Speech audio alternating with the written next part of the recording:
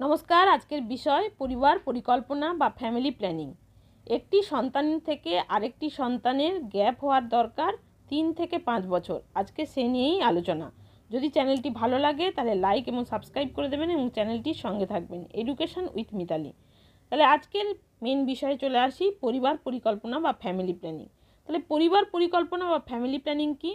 পরিবার পরিকল্পনা বলতে বোঝায় দম্পতিরা নিজেদের ইচ্ছে মতো সন্তান নেওয়ার পরিকল্পনা করা এবং সেই অনুযায়ী জন্ম নিয়ন্ত্রণ এবং অন্যান্য পদ্ধতি গ্রহণ করা।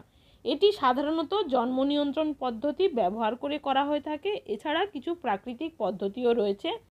পরিবার পরিকল্পনার গুরুত্ব হলো শিশু এবং মায়ের স্বাস্থ্য রক্ষা করে এবং মহিলাদের গর্ভাবস্থা এবং প্রসবের ঝুঁকি কমায়।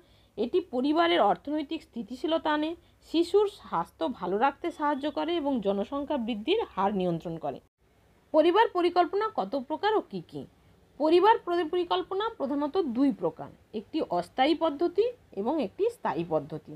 অস্থায়ী পদ্ধতির মধ্যে রয়েছে বড়ি অর্থাৎ মালায়েন, কন্ডোম, ইঞ্জেকশান, ইমপ্ল্যান্ট এবং স্থায়ী পদ্ধতির মধ্যে রয়েছে টিউবেক্টমি, ভ্যাসেক্টমি।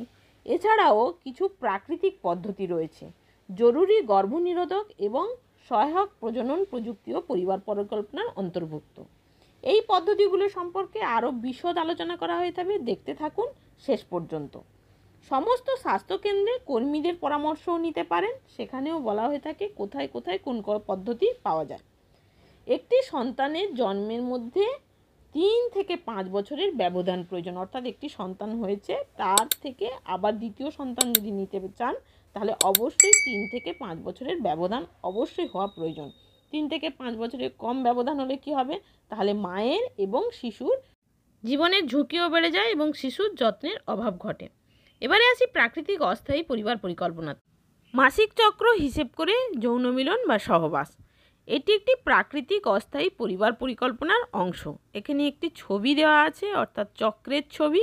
সেই ছবিতে বোঝানো আছে যে প্রথম 5 দিন, 1 থেকে 5 দিন কি হয়, পিরিয়ডস হয়। তাহলে এই সময় কি সে পিরিয়ড, তাহলে পিরিয়ডস হচ্ছে, যদিও যৌন মিলন করা উচিত নয়।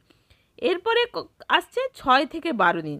6 থেকে 12 দিন কি না, ডিম্বাণুর বৃদ্ধির কাল। এই সময়টা, এই সময় সহবাস করাই যায়, কারণ এটি সে পিরিয়ড হিসাবে বিবেচিত এবং এই সময় ডিম্বাণু এবং শুক্রাণুর মিলন ঘটে না। এবারে আসি চিত্রে ভায়োলেট কালারের যেটি আছে 13 থেকে 15 দিন। 13 থেকে 15 দিনের মধ্যে হচ্ছে কি ডিম্বাণু স্ফুটন হয়। তাহলে যাদের অনিয়মিত পিরিয়ডস হয় তাদের এই সময় ডিম্বাণু স্ফুটন হয়ে বেরিয়ে আসতে পারে, তাহলে ডিম্বাণু নিষিক্ত হওয়ার চান্স থাকে। ওই জন্যে এই সময় সহবাস করা যাবে না। 16 থেকে 22 দিনের মধ্যে ডিম্বাণু ডিম্বনালীর অ্যাম্পুলাতে এসে বসবাস করে কতক্ষণ না, 48 ঘন্টা। তাহলে এই সময় হচ্ছে নিষিক্ত হওয়ার চান্স প্রচণ্ড বেশি। ওই জন্যে এই 16 থেকে 22 দিনের মধ্যে করা যাবে না সহবাস। 13 থেকে 15 দিনে করা যাবে না বলা হলো, 16 থেকে 22 দিনেও সহবাস করা যাবে না। এবার আসি 23 থেকে 28 দিন। তাহলে 23 থেকে 28 দিনের মধ্যে সহবাস করা যাবে, পিরিয়ডসের 23 থেকে 28 দিন, কারণ এই সময় সেফ পিরিয়ড। তাহলে ডিম্বাণু গর্ভাশয়ে এসে উপস্থিত হয় এবং পিরিয়ডসের মাধ্যমে বাইরে বেরিয়ে যায়। প্রাকৃতিক অস্থায়ী পরিবার পরিকল্পনার দ্বিতীয় পদ্ধতি হচ্ছে পুল আউট পদ্ধতি বা উইথড্রল মেথড বা প্রত্যাহার পদ্ধতি বা কয়টাস ইন্টারাপ্টাস নামে পরিচিত। এটি কি, ইন্টারকোর্স করার সময় বীর্যপাতটা ভ্যাজাইনাতে করা যাবে না, পুল আউট করে নিতে হবে। তার ফলে কি হলো, শুক্রাণু গেল না এবং ডিম্বাণু নিষিক্ত হতে পারলো না, তার ফলে কি হলো, কনসিভ হতে পারলো না। তাহলে এটিও একটি প্রাকৃতিক অস্থায়ী পরিবার পরিকল্পনার অংশ। তাহলে পুল আউট পদ্ধতি বা উইথড্রল মেথড এটা বেশিরভাগ মানুষ জানেন।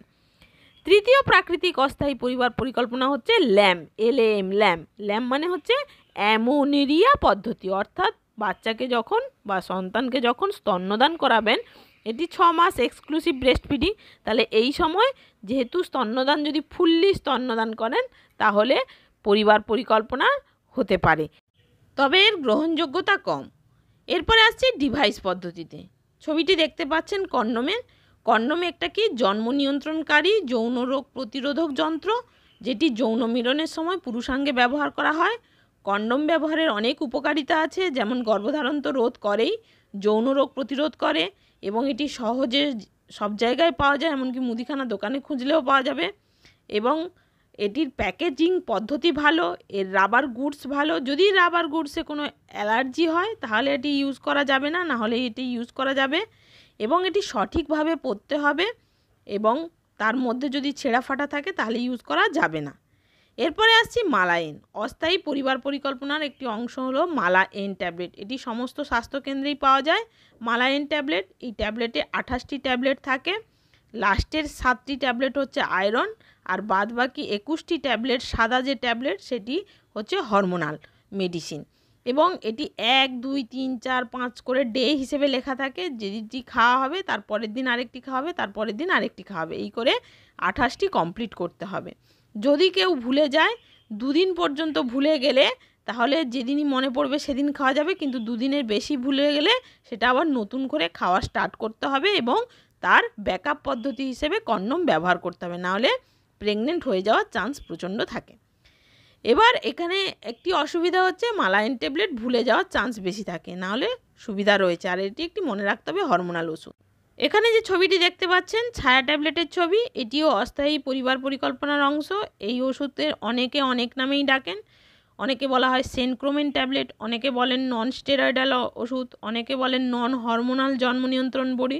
তাহলে এ থেকেই বোঝা যাচ্ছে যে এর মধ্যে হরমোনটা নেই, তাহলে এটি সেফ। কিন্তু এর একটি অসুবিধা হচ্ছে মনে রাখার ব্যাপার। কেন সেটা জেনে নিই। না, সপ্তাহে 2টো করে ট্যাবলেট খেতে হবে। কেউ যদি রবিবার খায় তাহলে সোম মঙ্গল বাদ থাকবে, বুধবার খেতে হবে, আবার সোমবার খেতে হবে। এইভাবে সপ্তাহে 2 দিন করে খেয়ে কদিন যাবে না, প্রথম 3 মাস যাবে। যদি কেউ প্রথম 3 মাস কন্টিনিউ করতে পারে, তারপরে সপ্তাহ থেকে একটি করে ট্যাবলেট খাবে। এরপরে যে চিত্রটি দেখা যাচ্ছে এটিও অস্থায়ী পরিবার পরিকল্পনার অন্তরা ইঞ্জেকশান। তাহলে অন্তরা ইঞ্জেকশানকে অনেকেই DMPA নামে পরিচিত, কারণ এর ফুল ফর্ম হচ্ছে ডিপো মেডক্সি প্রোজেস্টেরন অ্যাসিটেট।